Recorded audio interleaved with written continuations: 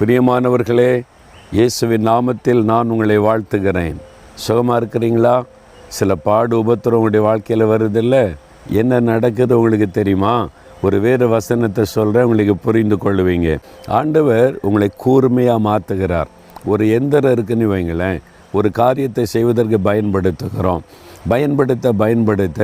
அதனுடைய அந்த பற்கள் நம்ம பயன்படுத்துகிற முக்கியமான இடம் மழுங்கி போயிடும். கத்தியே எடுத்துக்கொள்ளுங்களேன், வெட்ட மழுங்கிற மறுபடியும் தீட்டுறோம்ல, புதிதாக்குகிறோம். அதே மாதிரி ஆண்டவர் சொல்கிறாரு, நான் புதிதும் கூர்மையான பற்களுள்ள ஒரு எந்திரமாய் உன்னை மாற்றுகிறேன், கூர்மையாய் மாற்றுகிறேன். அதுக்கு தான் பாடு, அதுக்கு தான் உபத்திரவம், அதுக்கு தான் நெருக்கம். தேவன் உங்களை உருவாக்குகிறார். எதுக்கு உருவாக்குகிறாரு? உங்களை கொண்டு ஏதோ செய்ய விரும்புகிறார். உங்கள் மூலமாக ஆண்டவர் நன்மையானதை செய்ய விரும்புகிறார்.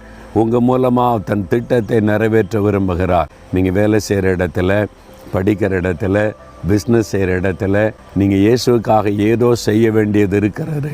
உங்களை பயன்படுத்தி மற்றவர்களை ஆசீர்வதிக்க போகிறார். அதற்குத்தான் அவர் உங்களை உருவாக்குகிறார். பாடுகள் உபத்திரவத்துக்கு நடுவில் எப்படி விசுவாசிக்கணும், எப்படி ஜெபிக்கணும், எப்படி கர்த்தரை சார்ந்து கொள்ளணும்னு உருவாக்குகிறார். உருவாக்குனா என்ன நன்மை நடக்கும்? நீங்கள் அநேகருக்கு ஆசீர்வாதமாக மாறுவீங்க. உங்கள் மூலமாக அநேகர் நன்மை பெறுவாங்க. உங்கள் மூலமாக அநேகர் ஆசீர்வதிக்கப்படுவாங்க. உங்கள் மூலமாக அநேகர் ஆண்டவருடைய அன்பை வல்லமை அறிந்து கொள்ளுவாங்க. அப்போ ஆண்டவரே என்னையே அப்படி மாற்றும், கூர்மையான பற்களுள்ள எந்திரமாக மாற்றும்னு சொல்கிறீங்களா? நீங்கள் ஆசையோடு சொல்லுங்கள், ஆண்டவர் உங்களை பயன்படுத்துவார். தகப்பனே, இந்த வார்த்தை கேட்கிற இந்த மகன், இந்த மகள், இந்த தாயார், தகப்பனார் ஒவ்வொருவரை கொண்டு நீங்கள் ஏதோ செய்ய விரும்புகிறீங்க.